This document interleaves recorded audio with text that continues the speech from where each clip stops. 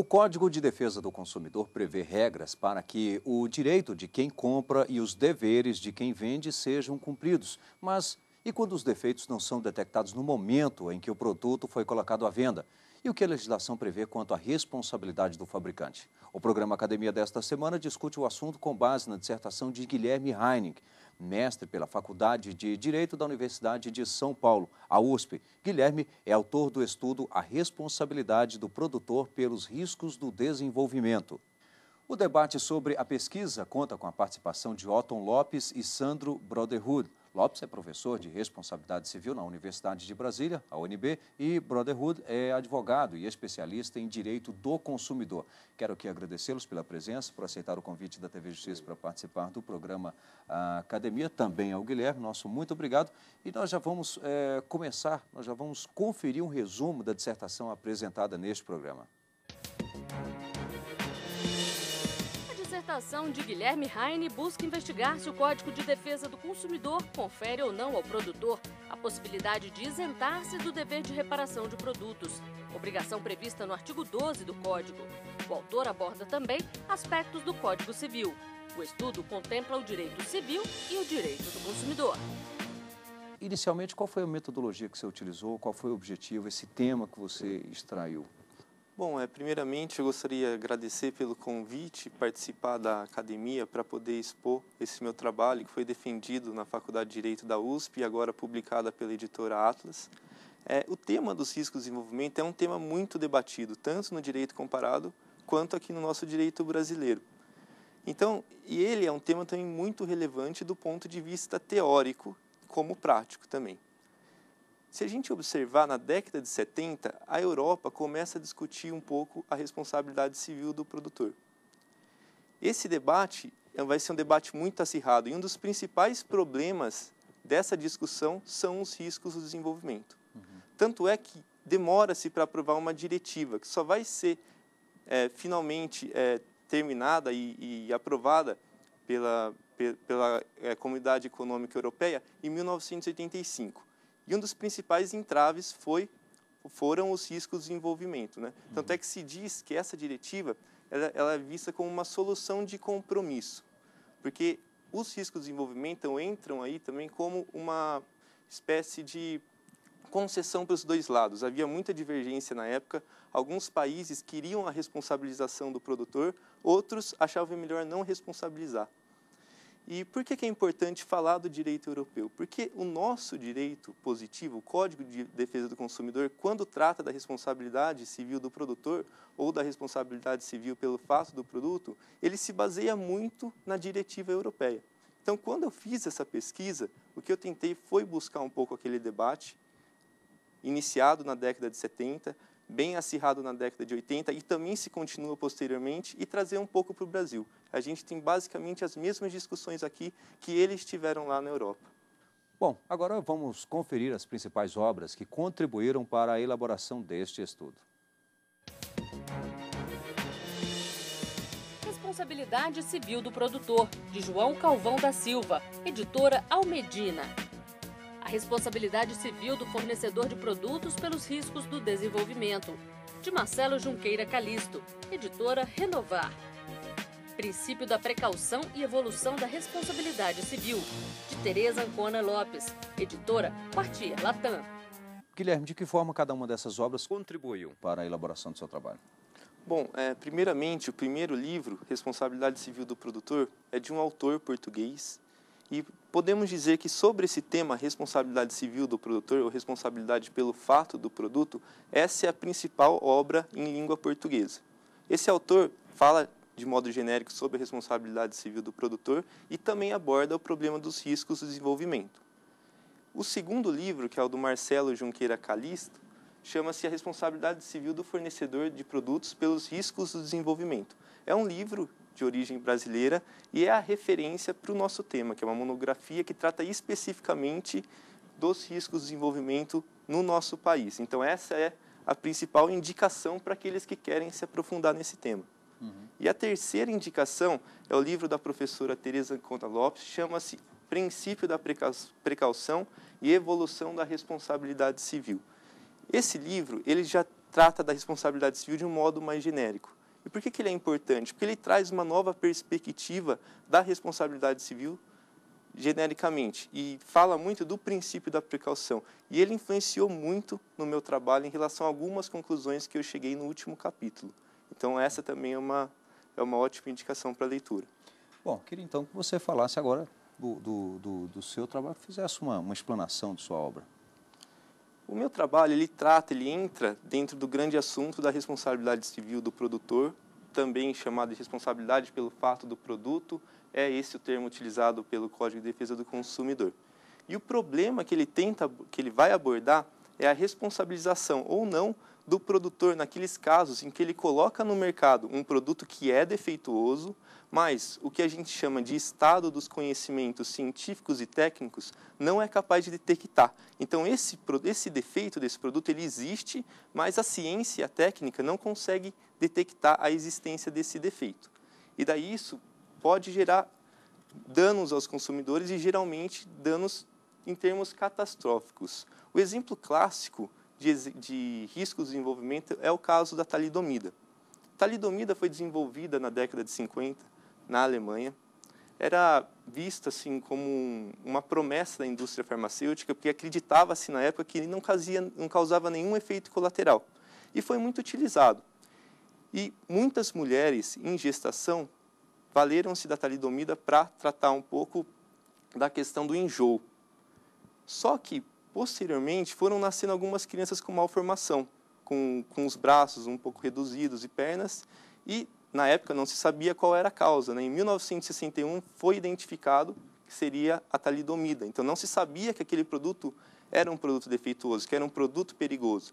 Isso só foi se revelar posteriormente, e daí a caracterização dos riscos do desenvolvimento. Eu tentei fazer a seguinte abordagem no meu trabalho. Primeiro capítulo, eu explanei o que seria o problema dos riscos de desenvolvimento. Daí, no segundo capítulo, eu tentei explicar um pouco o que é a responsabilidade pelo fato do produto e tentar focar no principal elemento, que é o defeito do produto, já preparando para a análise específica do tema. No terceiro capítulo, eu tentei analisar as espécies ou os elementos dessa defesa, que são os riscos do desenvolvimento. E no quarto capítulo, que é o principal capítulo, do meu ponto de vista, eu tentei responder a questão: o produtor, segundo o direito positivo brasileiro, ele responde pelos riscos de desenvolvimento? E a resposta que eu dei, de acordo com os critérios legais, foi que sim. No último, que é o quinto capítulo, eu dei uma abordagem um pouco diferente. Eu saí um pouco da abordagem dogmática, jurídica, e fui um pouco para a questão da proposição legislativa. Então, do meu ponto de vista, a meu ver, a solução do legislador não é necessariamente a melhor. Então, eu tento trazer uma nova perspectiva, um pouco influenciado com a análise de um autor alemão que tratou do tema do ponto de vista econômico e também de algumas propostas de criações de fundos da União Europeia. Então, basicamente, essa foi a minha análise feita sobre o tema dos riscos de desenvolvimento. Agora, Guilherme, nós temos aí um acórdão que é criticado, um acórdão do Tribunal de Justiça do Rio Grande do Sul, que trata justamente dos riscos aí do desenvolvimento. Que acórdão é esse? E por que dessa crítica? Não existe na nossa jurisprudência casos de riscos de desenvolvimento. Então, se a gente fizer uma pesquisa nos tribunais, a gente não vai achar. Esse é talvez o único acórdão que menciona essa hipótese. E por que ele é criticado? O que aconteceu nesse caso? O consumidor ele comprou uma motosserra. E essa motosserra ela não tinha, na época, um dispositivo que servia para frear a serra quando houvesse uma aceleração repentina. Então, ele estava utilizando a motosserra que ele havia adquirido, teve essa aceleração repentina na serra e ele sofreu danos. Daí ele entrou com uma ação contra o produtor e esse caso foi parar no Tribunal de Justiça. O Tribunal de Justiça do Rio Grande do Sul analisou essa questão. E o que o tribunal falou? Falou o seguinte: olha, no momento em que esse produto foi colocado no mercado, já havia um problema de segurança. Então, se só os produtos posteriormente colocados no mercado vieram com esse mecanismo de segurança, isso não quer dizer que a gente teve um avanço tecnológico que corresponde à inexistência de um produto anterior. Essa conclusão do tribunal está correta. O problema é que o tribunal ele vem e fala em riscos do desenvolvimento. Por que isso não é exato? Porque a gente não tem aqui exatamente uma hipótese de riscos de desenvolvimento. Quando a gente vai poder falar em riscos de desenvolvimento? Quando aquele defeito ele não puder ser identificado. A gente não sabe que existe aquele problema de segurança. Já no caso da motosserra, a gente sabia sim, existia um problema de segurança. A questão era, naquela época, esse mecanismo técnico para solucionar esse problema, ele já estava disponível ou não? Mas, de qualquer forma, que existia o risco, que a gente conhecia esse risco, isso é certo. Então, a gente não pode falar de riscos de desenvolvimento. Por isso que a gente faz essa crítica a esse acórdão do Tribunal de Justiça do Rio Grande do Sul. Seria, em outras palavras, talvez um novo modelo, né? O produto com um novo modelo, talvez um aperfeiçoamento, uma outra opção, né? Exatamente. Bom, nós vamos aqui fazer um rápido intervalo e em seguida nós estaremos de volta já na fase de debates no programa Academia. Até já.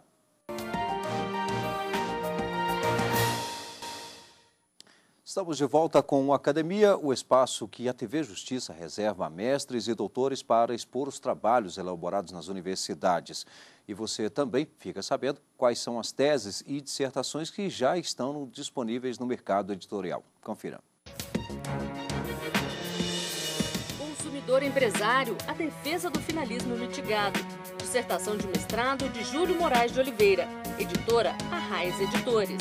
Responsabilidade civil, dever jurídico fundamental. Dissertação de mestrado de Paula Fracinetti Matos, editora Saraiva. Direito autoral na era digital, impactos, controvérsias e possíveis soluções. Dissertação de mestrado de Manuela Santos, editora Saraiva. Bom, e no programa desta semana, a dissertação em destaque é de Guilherme Heining, mestre pela Universidade de São Paulo, a USP, e a dissertação tem como tema a responsabilidade do produtor pelos riscos do desenvolvimento. Nesta parte do programa, nossos convidados, Otton Lopes e Sandro Broderwood, farão aqui com a gente um debate, vão participar com a gente. Aliás, já gostaria até de pedir para o professor Otton para que desse início, então, a esse debate. Obrigado, professor. Tá ótimo, eu que agradeço. Guilherme, você não acharia interessante atribuir a responsabilidade pelos riscos de desenvolvimento ao produtor em função de, além de propiciar o desenvolvimento de inovações de utilidade no produto, obrigar ao produtor a também avançar o estado da técnica, o estado da ciência em relação à segurança dos produtos? Sim, esse é um ponto que é muito destacado nos debates sobre esse tema. Em relação ao nosso direito, primeiro, a minha conclusão é que ele vai responder, essa é a solução da lei. Agora, do meu ponto de vista pessoal, eu acho que a solução melhor seria outra. O produtor ele pode ser responsabilizado em algumas hipóteses, mas, em regra, ele vai poder se valer dessa defesa. Por quê? Por que é melhor não responsabilizar o produtor irrestritamente? O problema dos riscos de desenvolvimento é que esses riscos eles não são conhecidos. Então, você não tem como fazer, por exemplo, um seguro contra os riscos do desenvolvimento. E isso, de certa forma, quebra um pouco a funcionalidade da responsabilização objetiva nesses casos.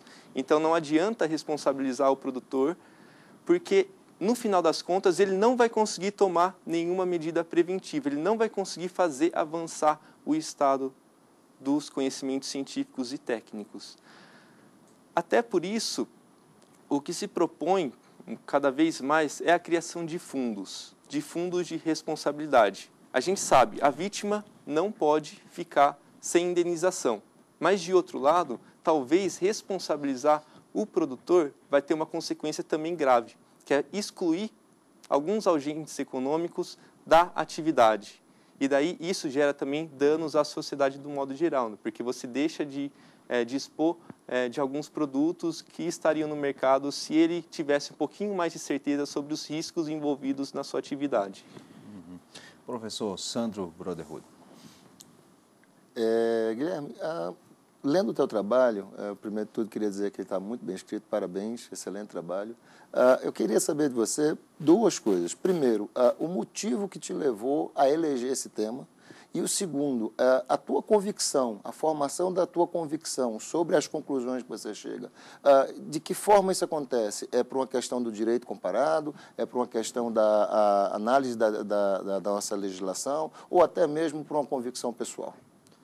Bom, doutor Sandro, em relação à primeira pergunta, eu comecei a pensar nesse tema quando eu ainda estava cursando a graduação.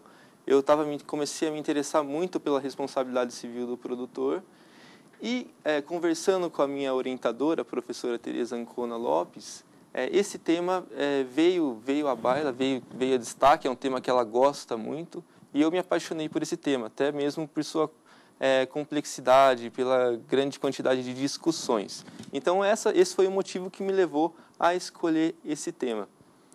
Em relação à segunda parte da questão, eu tenho que aqui confessar uma coisa. Quando eu iniciei a pesquisa, a minha hipótese era dizer que, segundo o Código de Defesa do Consumidor, o produtor ele não seria responsabilizado. Só que eu tentei distinguir bem aquilo que eu pensava como, do ponto de vista econômico e social, e separado o aspecto científico dogmático. Então, do ponto de vista científico dogmático, especificamente jurídico, eu tive que chegar a uma outra conclusão. Analisando os elementos da responsabilidade civil do produtor, os elementos do artigo 12 do Código de Defesa do Consumidor, eu não posso chegar a outra conclusão, senão de que o produtor ele vai ser responsabilizado. Por isso que eu fiz essa distinção. Primeiro, falar do direito positivo e depois uma proposta de alteração da nossa legislação. Daí sim, nessa alteração, eu penso que o produtor ele não deve ser responsabilizado. Só que não é jamais ser responsabilizado. Ele, para sair dessa responsabilidade, além de demonstrar que ali existe riscos de desenvolvimento, que é uma coisa muito difícil, ele também tem que comprovar que ele, de certa forma, contribuiu para o desenvolvimento desses conhecimentos científicos. Então, ele não pode ficar parado esperando. Se foi levantada alguma suspeita, ele tem que, de certa forma, ir fazer pesquisa, ou pelo menos financiar alguma pesquisa. E também acrescentando a isso a responsabilidade ou a indenização com base nos fundos de compensação, para deixar a vítima sempre indene. Bem, dando sequência aqui ao nosso debate, pedi ao professor Otton Lopes para que faça mais algum questionamento. Tá ótimo.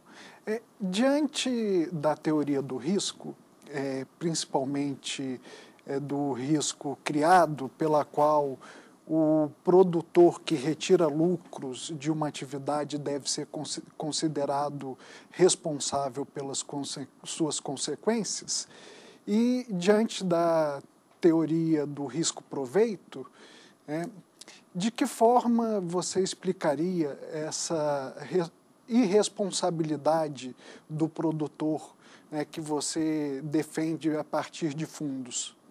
Não, a questão da defesa que eu faço, no sentido de que o produtor ele não vai ser responsabilizado de forma irrestrita, ou seja, ele em algumas hipóteses ele vai ser responsabilizado sim.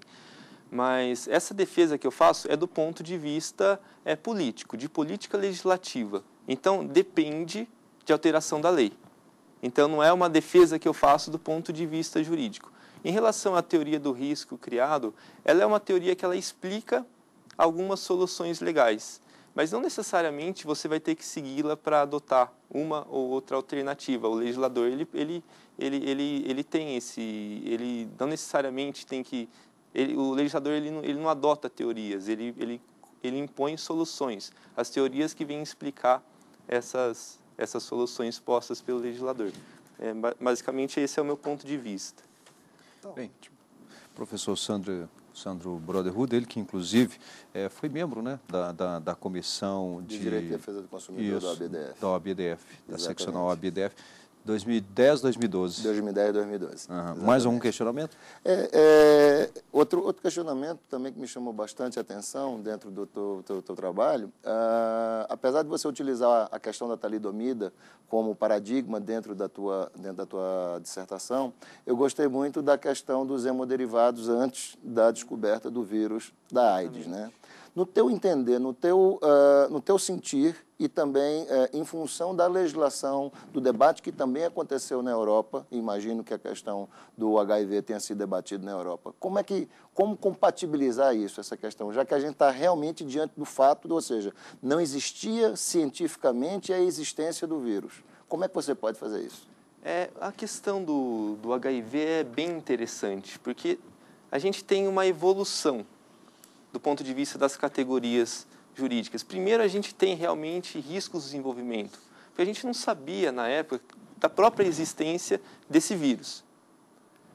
Mas depois, mesmo depois que a gente descobriu, que a ciência descobriu esse vírus, ainda continuou o problema da contaminação. Por quê? Porque a gente não tinha ainda uma solução técnica para identificar nos produtos feitos com base no sangue a existência ou a presença ou não daquele vírus. Então, daí a gente sai dos riscos do desenvolvimento e pula para uma lacuna do desenvolvimento. E qual que é a diferença? Riscos do desenvolvimento é um problema relacionado à não identificação de risco ou daquela periculosidade. Já nas lacunas do desenvolvimento você tem outra coisa. Você sabe do risco, mas você não consegue solucioná-lo. Um exemplo simples que a gente pode pensar, que já é uma coisa bem antiga, é um automóvel. O automóvel, antigamente, quando não existia o freio ABS, se você uma freada muito forte, é um problema, que pode derrapar o carro. A gente sabia desse problema, mas não conseguíamos solucionar. Então, a gente tinha, naquela época, uma lacuna do desenvolvimento, mas não risco do desenvolvimento. Mas depois veio a tecnologia e solucionou esse problema. Até porque, nesse caso do automóvel sem o freio ABS, ele estaria dentro da expectativa do risco esperado, né? Isso, legitimamente esperado. É o caso, por exemplo, de uma motocicleta. Ela sabe que, eventualmente, por ter duas rodas, ela é inerentemente instável, ela pode cair. É uma outra coisa que eu gostaria que você explicasse melhor, é como se daria a criação desses fundos que possibilitariam a indenização das vítimas no risco do desenvolvimento. Esse é um dos aspectos bem problemáticos da responsabilização com base nos fundos. No trabalho, eu coloco assim, algumas ideias, né, algumas linhas gerais, e menciono a necessidade de uma discussão bem ampla para a criação desses fundos. Uma discussão que não envolva só juristas, mas também economistas, políticos, não é só uma questão jurídica. Mas em linhas gerais, qual que seria assim, a minha primeira ideia? Criação de fundos específicos ou de um fundo específico para a indústria farmacêutica, que é nesse âmbito que a gente vai ter a maioria dos casos de riscos de desenvolvimento. Então, a gente cria um fundo específico com participação estatal e das empresas. E depois um fundo genérico para todas as outras hipóteses. Porque para as outras áreas, setores da economia, fica um pouco difícil você criar criar um fundo específico para cada setor, ainda mais quando esse setor ele não é diretamente visado por esse problema. Então, para não deixar a vítima sem indenização, você tem que ter um fundo específico e um fundo genérico. Essa é a minha primeira ideia. Agora, a forma de constituição desse fundo, quando que a vítima vai poder se valer desse fundo, isso são questões que têm que ser debatidas. Eu coloco algumas ideias aqui no trabalho, mas eu acho que ainda tem muita coisa para ser discutida. Esses fundos seriam constituídos a partir da contribuição de quem? No caso do fundo específico, contribuição estatal e das empresas. No caso do fundo genérico, não tem como pegar a participação das empresas, então é só o Estado mesmo, a sociedade no geral que vai financiar. Bem, eu quero aqui mais uma vez agradecer ao professor Sandro Broderhud, especialista em Direito do Consumidor, também ao professor Otton Lopes, que é professor de Responsabilidade Civil, a nossa querida UNB, e claro, aqui parabenizar e agradecer ao professor Guilherme Heining pela presença hoje na Academia e que trouxe aqui o seu trabalho para ser debatido com a gente. E você também pode participar do Academia. Para isso é fácil, basta você mandar a sua dissertação ou a sua tese para o e-mail academia@stf.jus.br. Também é possível rever este programa em nosso site www.tvjustiça.jus.br. Obrigado e até o próximo encontro.